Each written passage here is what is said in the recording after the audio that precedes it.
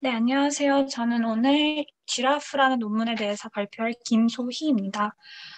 이 논문 같은 경우에는 작년인가 재작년에 발표되었던 지금 제일 핫한 논문 중 하나인 너프에서요. 약간 그 겐과 합친 GRAF라는 논문이 나왔었는데 거기에 또 덧붙여서 컴포지셔널한 요소를 넣게 됩니다. 이 컴포지셔널하다는 거는 각 물체에 대해서 개별적으로 피처 필드를 나타냄으로써 각각을 독립적으로 조절할 수 있는 그런 어, 태스크도 수행할 수 있는 그런 논문이 되겠습니다. 이 논문은 너프랑 지라프라는 그 논문에 대해서 간략하게 설명한 이후에 본 논문에 설명할 예정입니다. 근데 그 이전에 그 세 가지 논문 다 Implicit Neural Representation이라는 걸 이제 사용하게 되는데 줄여서 INR이라고 부르는데 이 부분이 사실 저는 잘 이해가 안 됐어서 조금 그 논문들을 이해하는 좀 시간이 걸렸습니다. 그래서 이거를 먼저 설명해 드리면 저희가 알고 있는 이제 뉴럴 네트워크들은 뭐 추정과 생성을 한다고 이제 얘기를 하는데 이걸 예시를 들어서 설명드리면 예를 들면 CNN을 이용해서 저희가 하고자 하는 게 이미지 클래시피케이션, 즉 이 이미지가 어떤 클래스에 속하는지에 대한 추정을 하고 또 뭐 겐 같은 모델들은 그 모델을 이용해서 새로운 이미지를 생성하잖아요. 근데 이 implicit representation은 데이터 자체를 이제 표현하는 기능을 합니다. 너프의 예시를 들면 이제 저희가 좌표 값을 넣으면 그 좌표의 RGB 값을 알게 되잖아요. 그래서 어떤 데이터, 즉 이미지를 뉴럴 파라미터로 이제 표현을 하는 거예요. 그래서 뉴럴 파라미터가 사실은 이미지랑 똑같은 걸 의미하는 거죠. 그래서 저희가 어떤 3D 그 representation을 이 implicit representation을 표현하게 되면 그 데이터가 없어도 요 뉴럴 그 XYZ를 입력하면 저희가 RGB를 알 수 있으니까 이 파라미터만 있으면 그 이미지의 정보를 알 수 있는 그런 장점이 생기게 됩니다.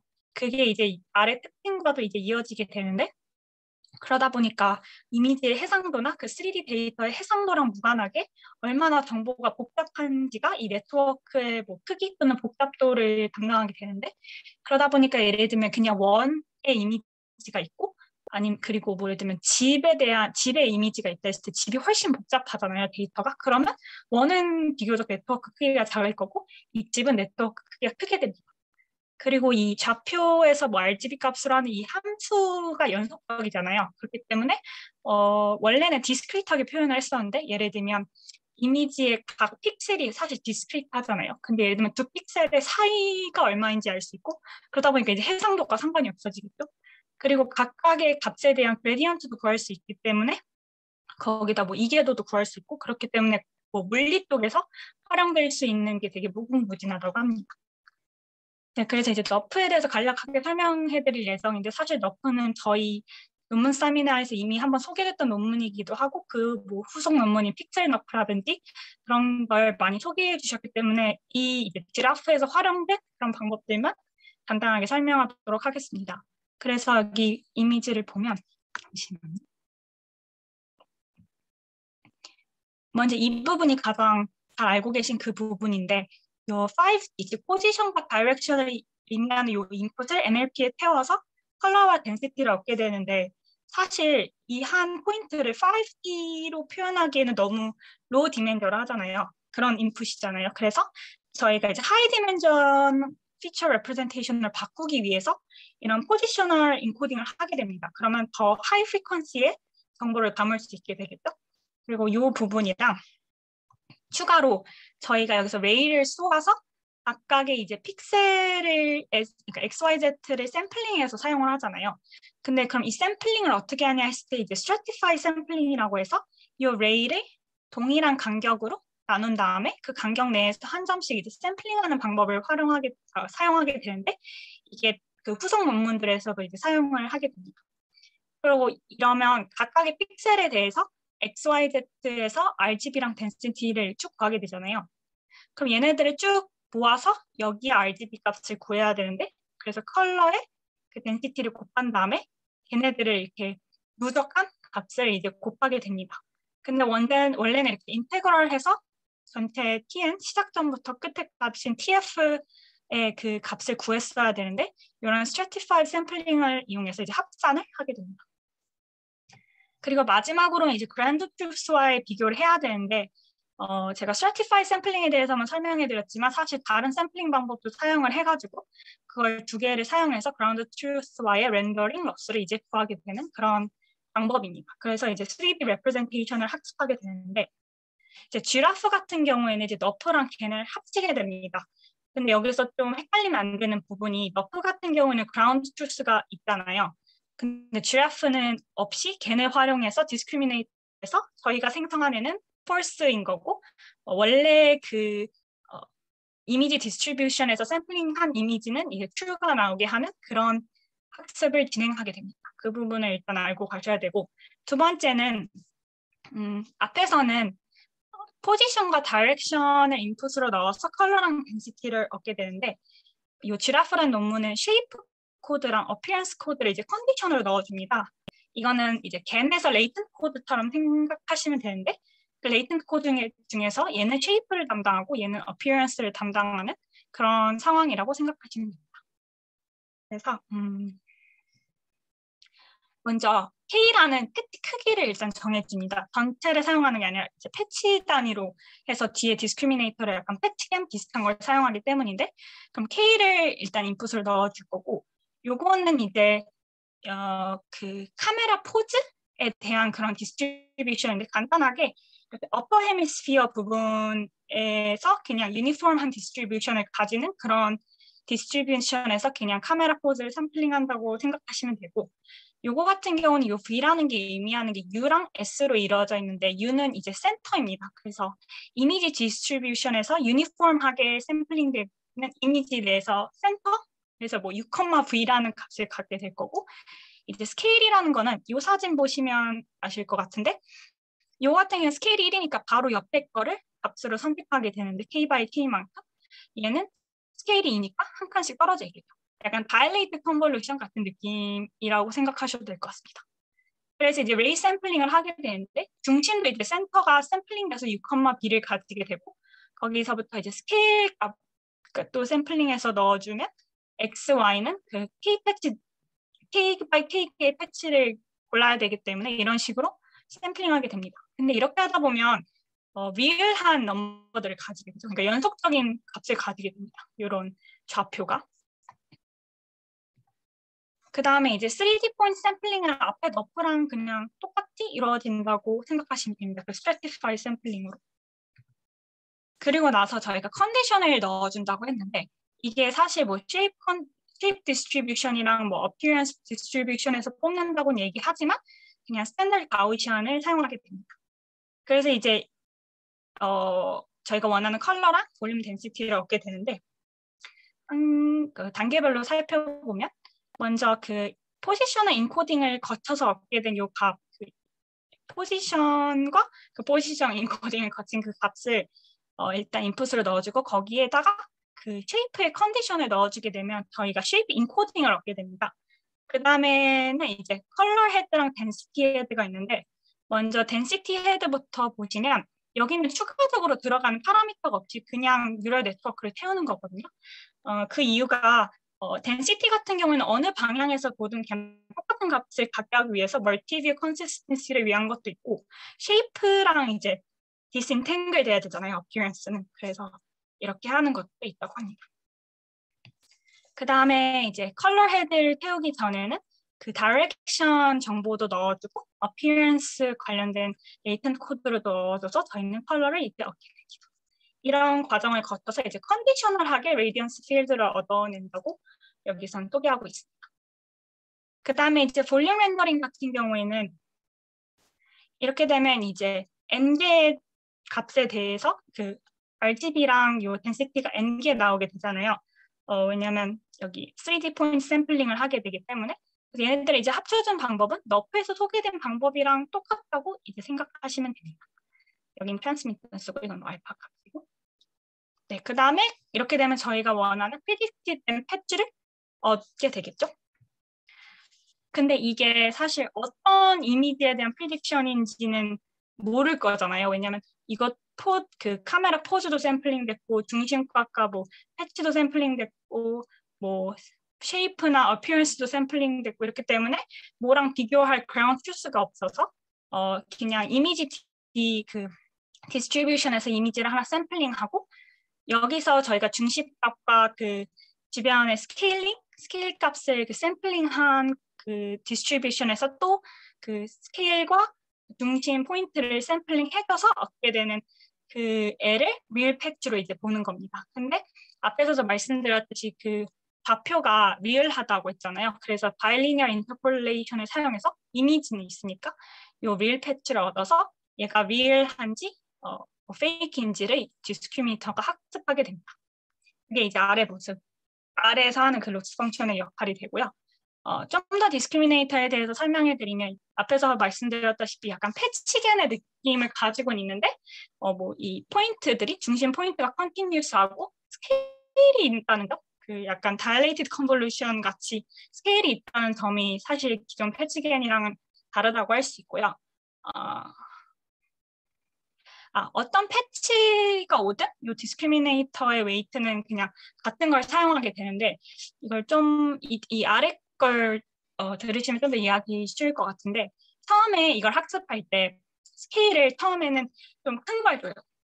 그래서 넓은 리셉트 필드를 볼 수 있게 그래서 좀 더 글로벌한 걸 학습하게 하고 그리고 서서히 이 스케일을 줄임으로써 더 로컬한 디테일을 볼 수 있게 이제 해주는 식으로 학습을 하는데 그때마다 웨이트가 달라지는 게 아니라 그냥 어떤 패치가 오든 어떤 스케일의 패치가 오든 똑같은 디스크리미네이터를 사용한다고 이해하시면 됩니다. 네, 그래서 이 아래는 뭐 그 non-saturating canloss랑 그 R1 regularization을 이용해서 gradient penalty를 주는 식으로 이제 학습이 이루어지게 됩니다. 네, 그래서 뭐 너프랑 지라프에 대해서 간략하게 설명해 드렸고요. 근데 그러면 오늘 설명드릴 논문인 지라프는 얘네 앞에랑 뭐가 다르냐라고 하면 너프나 지라프 같은 경우에는 씬 전체를 하나의 레디언스 필드로 나타내잖아요. 근데 이제 지라프 같은 경우에는 각각의 옵젝트별로 다른 피처 필드를 가지게 됩니다. 그러면 앞에서도 설명해 드렸듯이 독립적으로 이제 저희가 올린다던가 아니면 움직이게 한다거나 뭐 크기를 키웠다 줄였다 한다거나 이런 걸 할 수 있게 됩니다. 근데 이 오브젝트라는 거에는 백그라운드도 포함입니다. 그래서 예를 들면 n개의 오브젝트가 있다. 그러면 n-1이 저희가 진짜 생각하는 그런 오브젝트고 하나는 이제 백그라운드를 의미하게 됩니다. 네, 그러면 이 모델도 하나씩 설명해 드리겠습니다.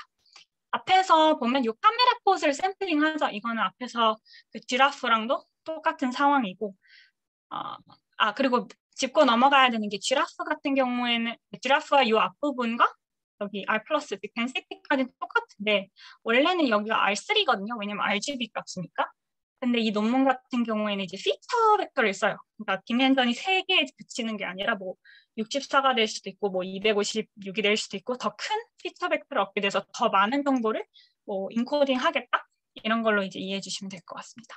그리고 포지셔널 인코딩을 똑같이 사용하게 되는데 여기서 이제 얘기하는 거는 추가로 앞에서 설명해 드렸던 그 장점 이외에도 예를 들면 0도 로테이션을 준다고 했을 때 그냥 포지션 인코딩을 사용하지 않았을 때는 0도 로테이션이 뭔지 몰라요. 그러니까 원래 앞을 바라봤을 때 모습이 뭔지를 학습할 수 없는데 얘 같은 경우에는 0도 로테이션이 뭔지 알 수 있게 하는 그런 인덕티브 바이어스를 주는 그런 역할도 한다라고 이 논문에서는 얘기해 줍니다. 네. 그러면 이제 논문을 쭉 설명해 드릴게요.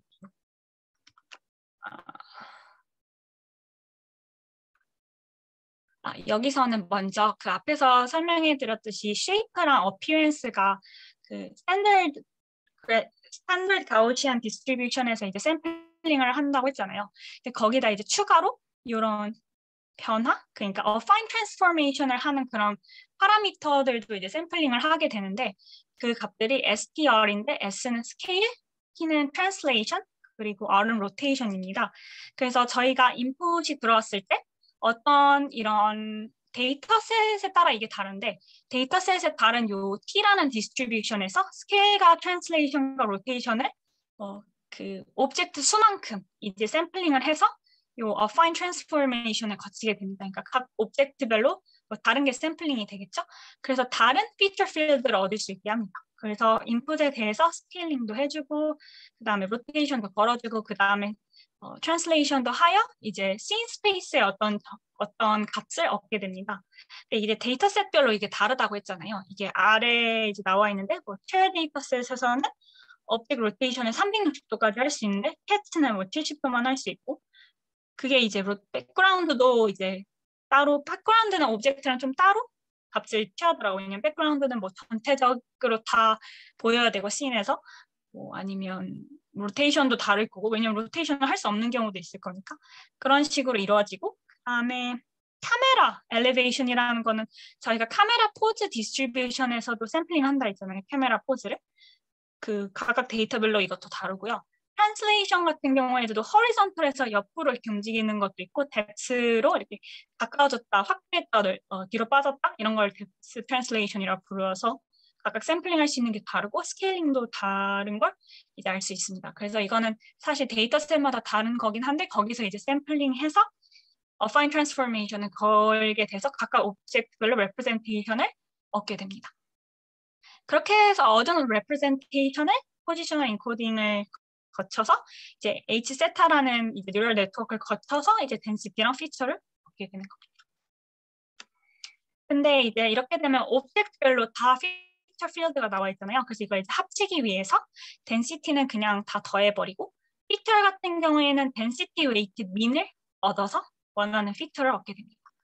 그러면 이제 학습할 때 생각하면 그 gradient flow를 생각하면 이 density가 있으면 그 엔티티들은 다 업데이트가 되겠죠.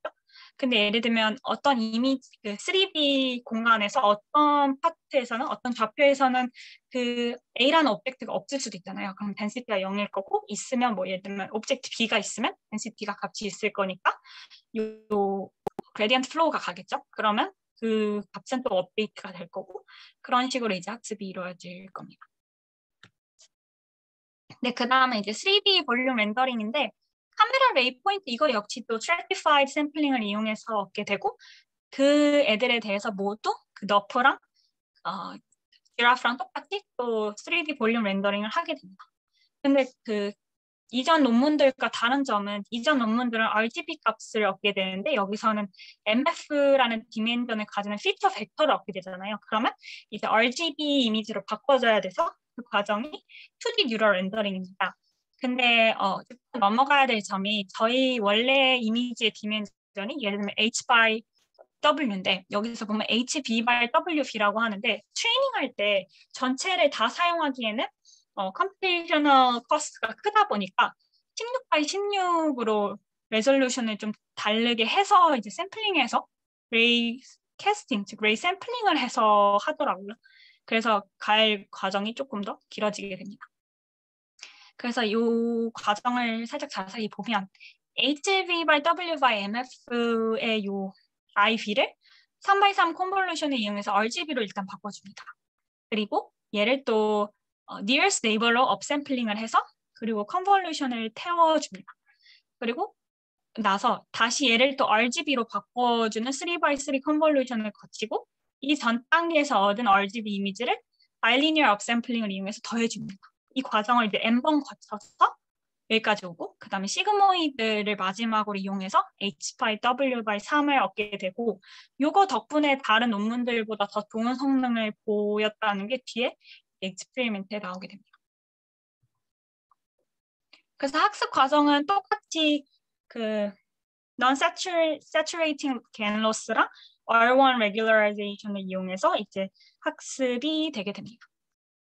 discriminator는 그냥 CNN 태워가지고 이 로스를 사용하는 겁니다.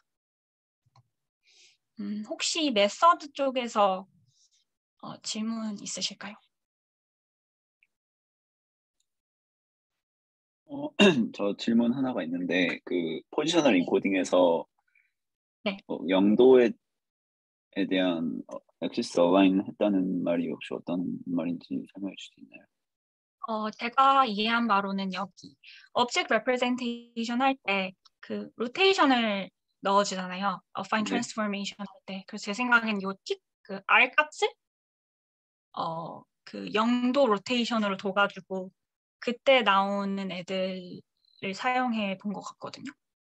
근데 그때 포지셔널 인코딩을 했을 때랑 안 했을 때 차이를 그 생성해 봤을 때 영도 로테이션은 걸었을 때 얘는 다 영도 로테이션으로 다 정면을 바라보고 있는데 나머지 애들, 그러니까 이걸 사용하지 않았을 때는 다 제각각씩 모습을 보였다는 걸 이미 한글로 전 아, 이해했어요. 네, 알겠습니다. 네. 그리고 그 2D 유로 렌더링 과정에서 이제 피처를 뽑고 그걸 다시 2D로 바꾸는 이 과정 자체가 되게 특이한 것 같은데 네. 혹시 뭐 이렇게 한 모티베이션이 있을까요? 저 RGB로 바꾸는 게 원래 전에 논문이 있었던 방법인데, 잠시만요.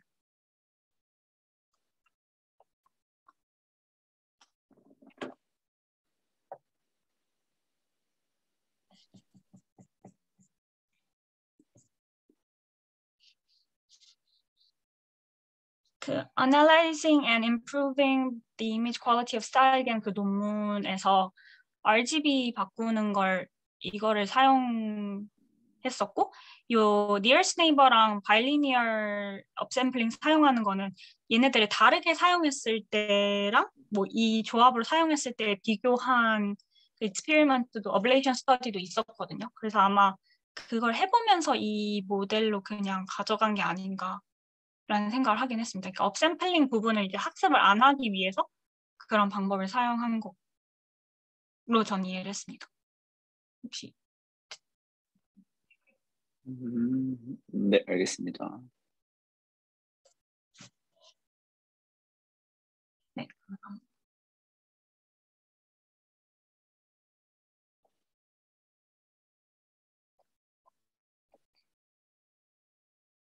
네, 일단 익스페리먼트 부분으로 넘어가도록 하겠습니다.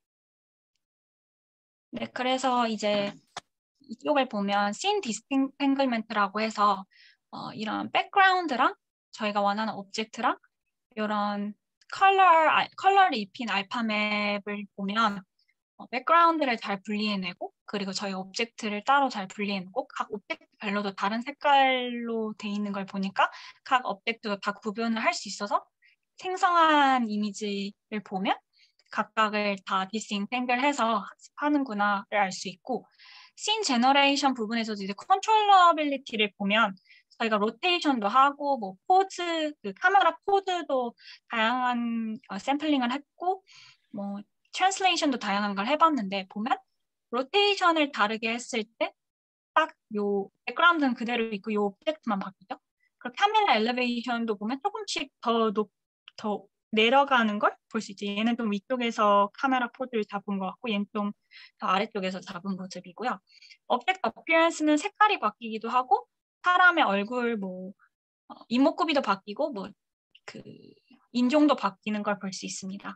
그리고 뎁스 트랜슬레이션 같은 경우는 점점 뒤로 멀어지는 게 다 뭐 백그라운드랑 분리돼서 이루어진다는 게 좀 특히 재밌는 부분인 것 같고요. 여기도 보면 왼쪽에서 오른쪽으로 가는 것도 딱 4만 왼쪽에서 오른쪽으로 가죠. 그리고 Circular Translation이라고 해서 이건 조금 이따가 영상으로 보여드릴 예정인데 요 하얀 공이 요 뒤에 있는 초록색 그 렉탱글을 돌게 됩니다. 근데 얘는 가만히 있고 얘만 도는 것처럼 이제 영상이 보이게 됩니다. 그리고 이제 트레이닝 데이터를 넘어선다는 게 저희가 이제 뎁스 트랜슬레이션의 그 폭을 주잖아요. 근데 그 폭을 넘어선 만약 뎁스 트랜슬레이션을 주면 어떻게 되냐 학습할 때 정했던 그 뎁스 트랜슬레이션 범위가 있었는데 그런데 이게 되죠. 그러니까 멀리 갔다가 다시 가까이 가는 것도 되고 왼쪽에서 오른쪽도 되고 원래 두 개의 오브젝트 씬에서 학습했는데도 오브젝트를 늘릴 수도 있고 얘도 마찬가지인 걸 볼 수 있습니다. 그리고 기존 뭐 연구들인 홀로겐이나 듀라프랑 비교해봐도 로테이션 성능이 굉장히 좋고요. FID 스코어를 봐도 카 빼고는 다 이 모델이 제일 좋은 걸 알 수 있고 그리고 훨씬 작죠 값이. 그게 좀 되게 신기했던 것 같습니다. 그리고 이거는 64바이 디멘전을 가지는 그런 데이터셋이고 이거는 256바이 256 데이터셋인데 256바이 256 데이터셋은 모든 데이터셋에서 제일 좋은 성능을 보이고 심지어 네트워크 파라미터는 제일 적은 걸 사용하게 됩니다. 근데 이제 여기서 얘기하는 리미테이션이 데이터셋 바이어스가 들어간다는 건데 저희가 이르는 사람 얼굴에 대한 데이터셋은 다 정면을 바라보잖아요. 그러다 보니까 이런 눈동자는 다 여기를 바라보고 머리 스타일도 다 똑같아요.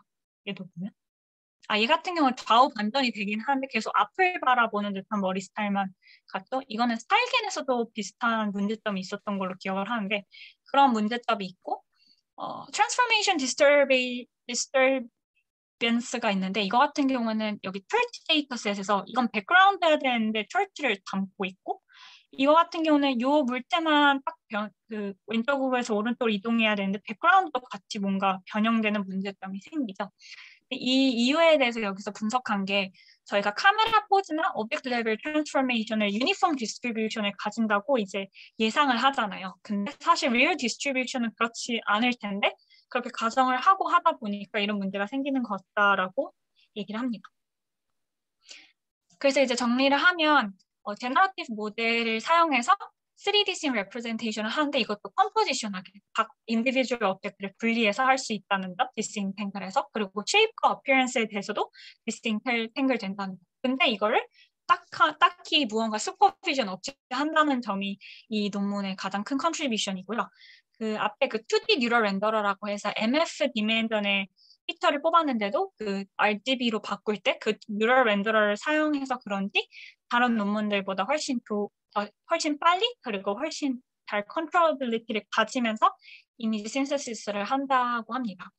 그리고 이제 필터 워크로는 오브젝트 레벨 트랜스포메이션이나 카메라 포즈가 유니폼 디스트리뷰션을 가진다고 가정을 한다 했잖아요. 근데 그럼 실제로는 어떤 디스트리뷰션을 가지는지를 데이터를 통해서 학습할 수는 없을지가 이제 필터 워크고 사실 슈퍼비전 중에서 사실 저희가 쉽게 얻을 수 있는 슈퍼비전들이 있잖아요. 예를 들면 오브젝트 매스크 같은 거 그런 거를 얻어서 좀 더 컴플렉스 한다거나 더 많은 오브젝트 씬에 대해서 스케일링이 가능할지 스케일러블 할지 를 이제 필터 워크로 남겨놓는다고 이제 얘기를 했습니다.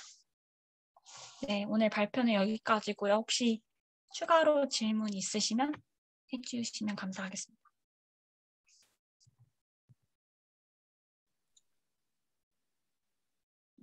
사실 논문의 좀 제일 핵심적인 부분을 놓쳤던 것 같은데 제가 네네. 이거 백그라운드하고 오브젝트를 디스인탱글하는 부분이 혹시 네트워크의 어떤 부분인지 알 수 있을까요?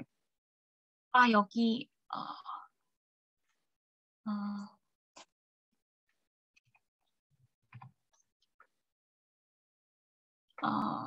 각 오브젝트별로 세퍼레이트한 이제 피처 필드를 얻게 되는데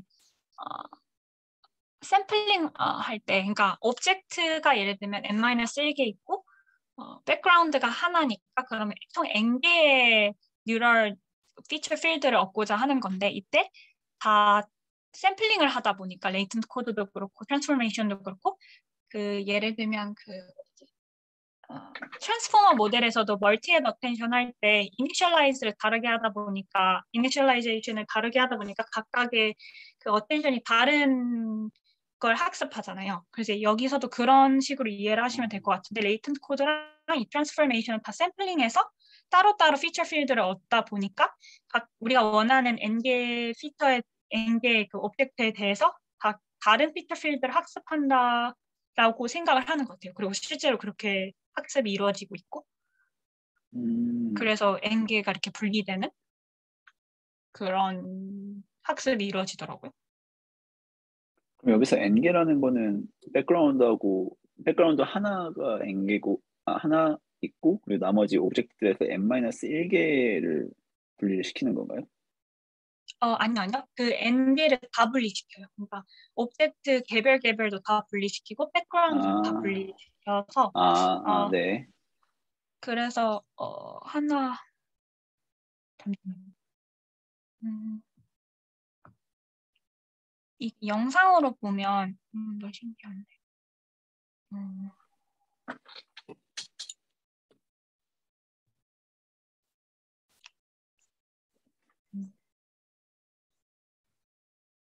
이런 식으로 하나씩 따로따로 오브젝트가 나올 수도 있고 아니면 이렇게 이렇게 움직이는 걸 보면 얘는 변형되지 않는데 얘만 바뀌잖아요. 근데 다른 모델들은 얘도 같이 변형되거든요. 얘가 움직이면.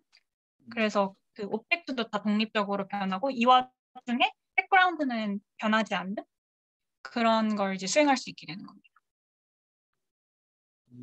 신기하네요. 네, 사실 어떻게 이렇게 잘 디스인탱글 돼서 하는지가 좀 신기하더라고요.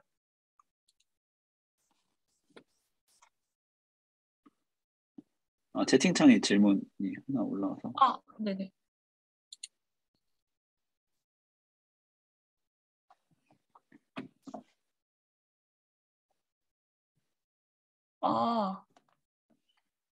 이 부분 같은 경우에 논문에서는 두 가지 케이스로 해봤다고 했었는데, 그러니까 예를 들면 n은 픽스돼 있는 상황,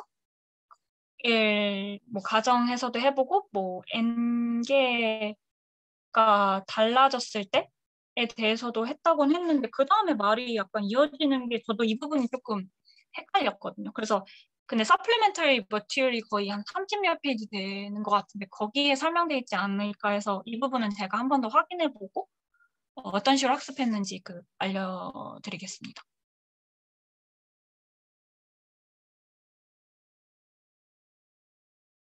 네, 저도 그래서 n개를 정하고 해야 되지 않을까라고 생각을 했거든요. 왜냐면 피처 필드를 그렇게 나누려면.